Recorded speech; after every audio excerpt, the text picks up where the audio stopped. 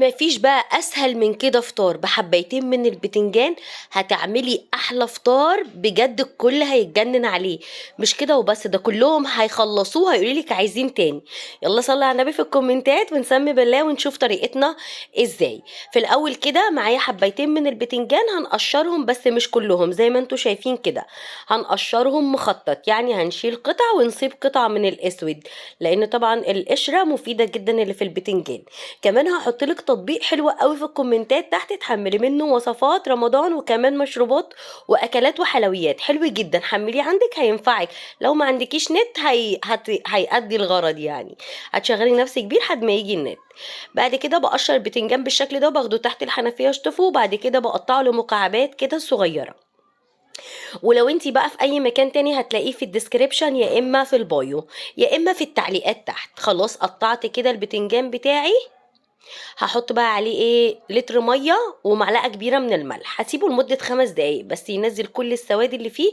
طبعا في ناس بتقول ايه الخطوه دي مش مهمه، لكن عايزه اقولك ان الخطوه دي مهمه جدا، لان بتخلي البتنجان معاكي ما يشربش زيت.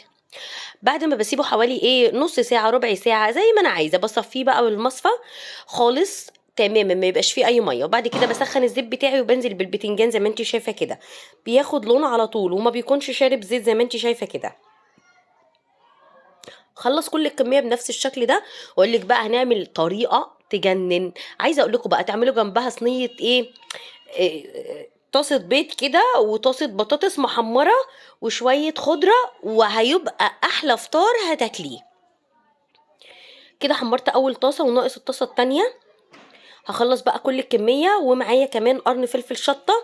قطعته بقى لان الفلفل بتاعي كان كبير، فانا رحت مقسماه على 3 حتت كده بعد ما اطلع البتنجان. هنزل بقى بالفلفل كده. لو عايزه بقى تعملي طاسه بطاطس اعملي طاسه بطاطس جنبهم بتبقى جميله.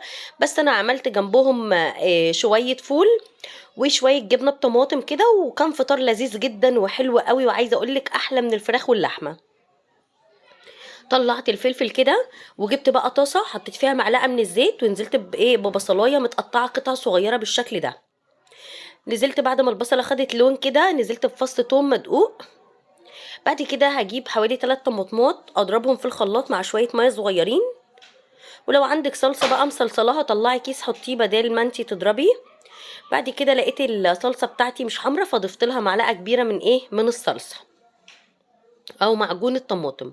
وابتديت اقلبهم بالشكل ده كده. يلا بقى اعملي لايك وشير لو لسه مكمله معايا. نزلت بنص معلقه صغيره من السكر، ونص معلقه من الملح، ونص معلقه من الفلفل الاسود، ونص معلقه من الكمون. وقلبتهم كده كويس مع بعض. هو مش بتحتاج الوصفه بتاعتنا توابل خالص الا حاجات بسيطه. اول ما بتتسبك معايا بجيب البتنجان بقى وبنزل بيه كده. عايزه اقولك احلى طبق مسقعه ممكن تاكليه.